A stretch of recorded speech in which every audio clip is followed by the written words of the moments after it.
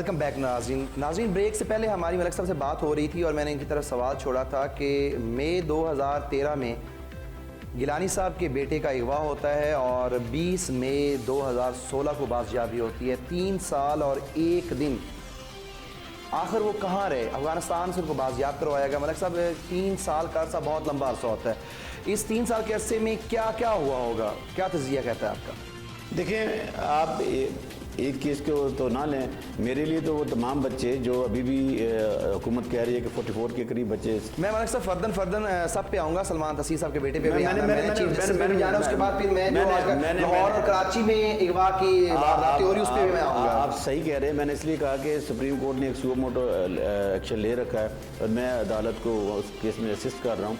तो मैं ये कहना चाह रहा हूँ कि बताने के लिए कि अगर नाज़रीन सुन रहे हैं तो ये ना कहना कि जी आप बड़े बड़े लोगों की बात, बच्चों की बात करें। हम ये कहते हैं कि किसी का भी कोई बच्चा हो, वो माँ के लिए उसका वज़ीर आज़म का ही बच्चा होता है, माँ के लिए तमाम बच्चे बराबर होते हैं।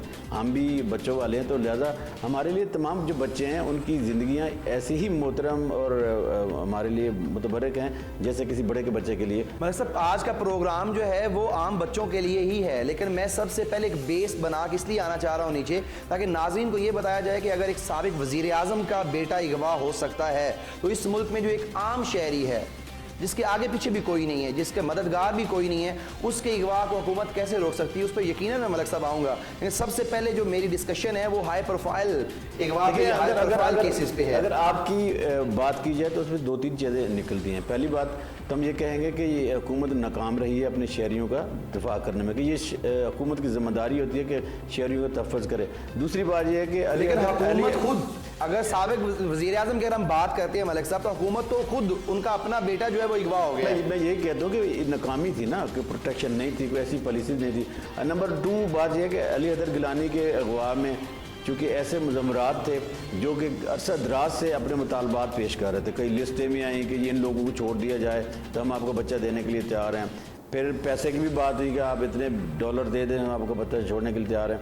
लेकिन मेरे ख्याल है कि ये क्रेडिट आपकी एजेंसीज़ को, मुसल्लह अफवाज को जाना चाहिए कि उन्होंने उनके बच्चा बरामद करवाया। और हम आपके चैनल की वसादत से हम ये उनसे गुजारिश करते हैं, जैसे आपने अली हैदर गिलानी को रिकवर करवाया, तो जो पाकिस्तान में बाकी माएँ हैं जिनके लिए उनके बच्चे अली हैदर गिलानी हैं, तो बिल्कुल हमारी एजेंसीज़ को उनके लिए भी काम करना चाहिए। और वो जो मुआशरे के नासूर हैं जो इन हीनियस क्राइम में इन्वॉल्व हैं, उनको तख्तादार तक पहुँचाना चाहिए। और जिसने भी, आपकी बात बड़ी वैलिड है, होता है इसलिए है कि जब आप अपने कवानीन पर इम्प्लीमेंटेशन नहीं करते तो मुजरमों को एक तसल्ली हौसला मिलता है कि फ़लाँ का क्या बना था, वो छूट गया था।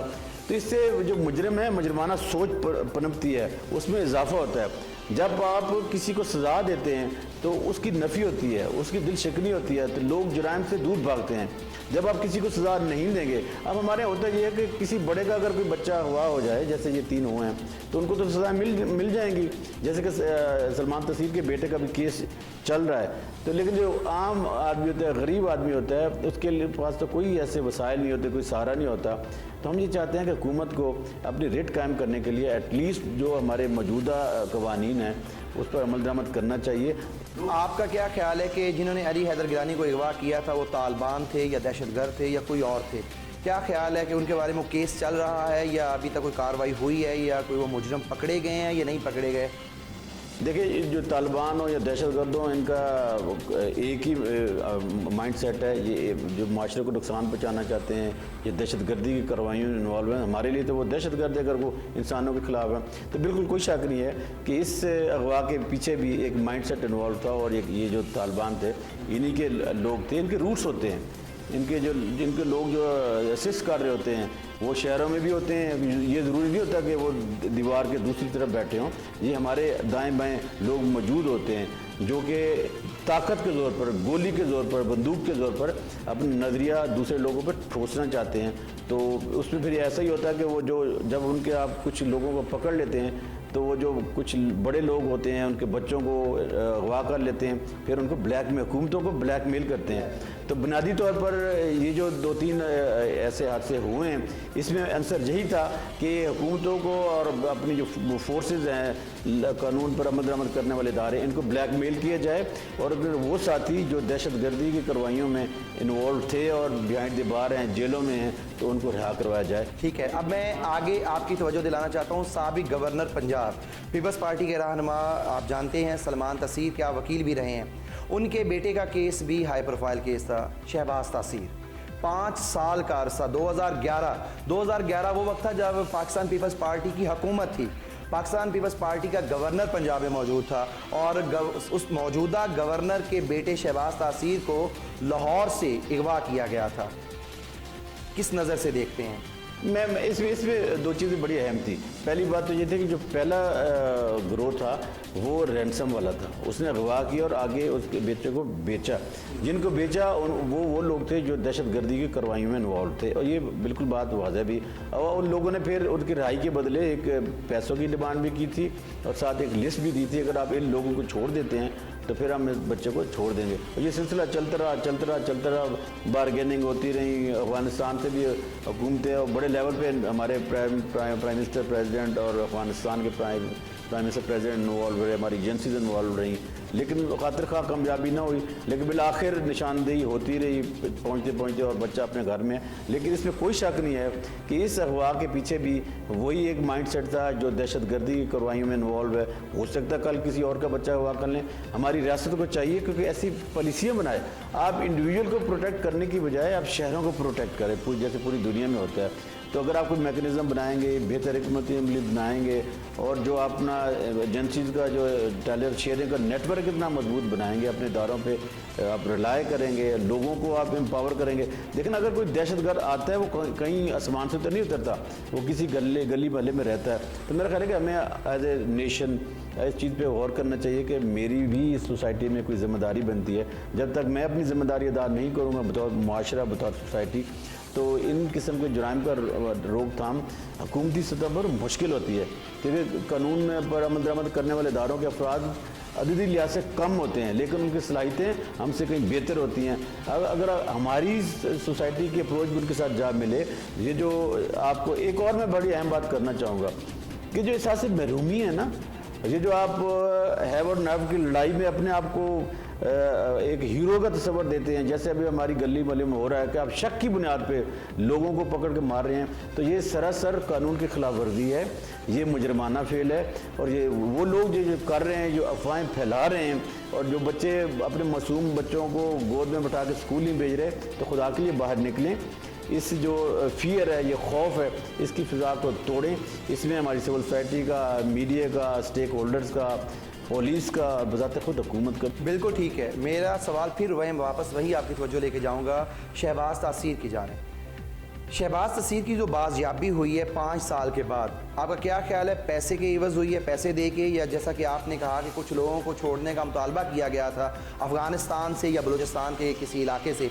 आपका क्या ख्याल, आप इसको क्रेडिट जो है ये सलमान तासीर के साहबजादे शहबाज तासीर की बाजियाबी का किसे क्रेडिट? देखिए, इसमें तो बड़े कैटेगोरिकली चीज़ें आ चुकी हैं और मैंने भी कहा है कि सलमान तासीर के बेटे को उन ग्रुप्स ने अगवा किया था जिन उनके पास था, जो तालिबान हैं, जो दहशतगर्द हैं, और अब हम उन्हें टोटलिटी में दहशतगर्द डिक्लेयर कर चुके हैं। और हमारी एजेंसीज ने भी ये स्टेटमेंट दी है कि उन दहशतगर्दों के चुंगल से बच्चा भाग के बाहर निकला, उसकी हिम्मत ही निकला आया। तो मैं तो यही कहूँगा कि सलमान तासीर के बेटे को एक माइंडसेट ने, एक दहशतगर्दी के वेव में उन लोगों ने अगवा किया था जो ताकत के ज़ोर पर अपना नज़रिया मासूम लोगों पर ठोसना चाहते हैं। ठीक है, बिल्कुल ठीक है। मुल्तान से हम लाहौर आए और लाहौर से अब हम कराची का रुख करते हैं।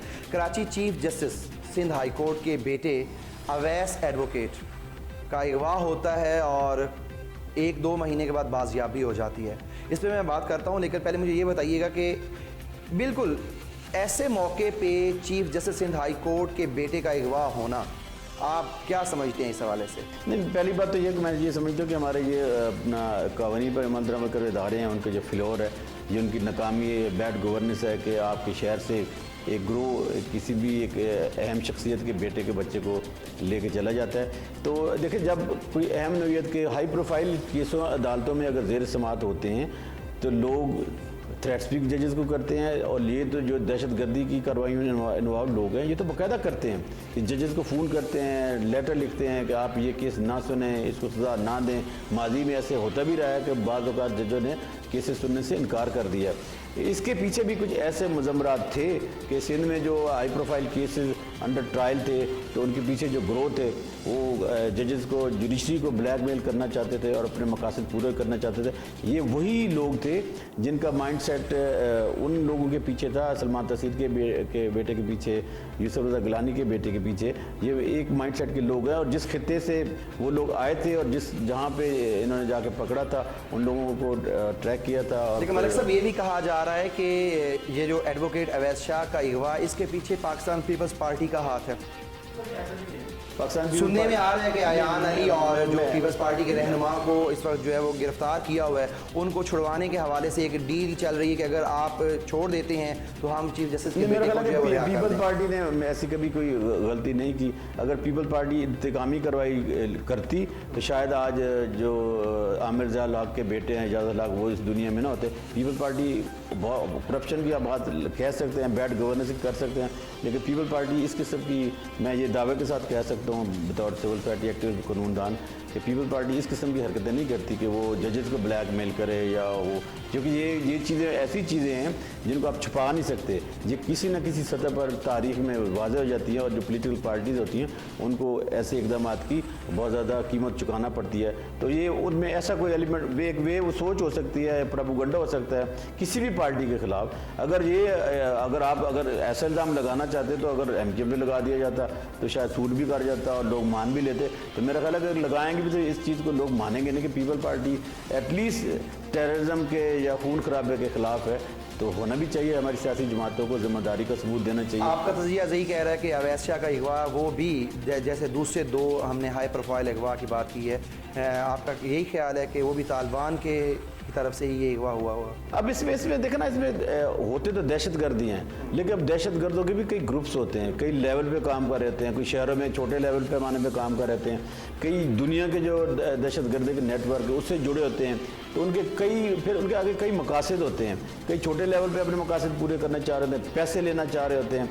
तो हम इन तमाम जो पहलू हैं इनको नज़रअंदाज नहीं कर सकते। किसी न किसी, कहीं ना किसी चीज़ों में कोई ऐसी चीज़ चाहिए ताकि लोगों का तहफ़्फ़ुज़ हो सके। ठीक है जी नाज़रीन, हाई प्रोफाइल अगवा के केसेस के हवाले से हमने बात की। अब ब्रेक के बाद हम बात करेंगे जो इस वक्त लाहौर में अगवा हो रहे हैं, आम लोग अगवा हो रहे हैं, आम लोगों के बच्चे अगवा हो रहे हैं, बच्चियाँ अगवा हो रही हैं। आखिर इसके पीछे किन के हाथ हैं और इसको किस तरह से रोका जा सकता है? हमारे साथ रहिए, मिलती हैं इस ब्रेक के बाद।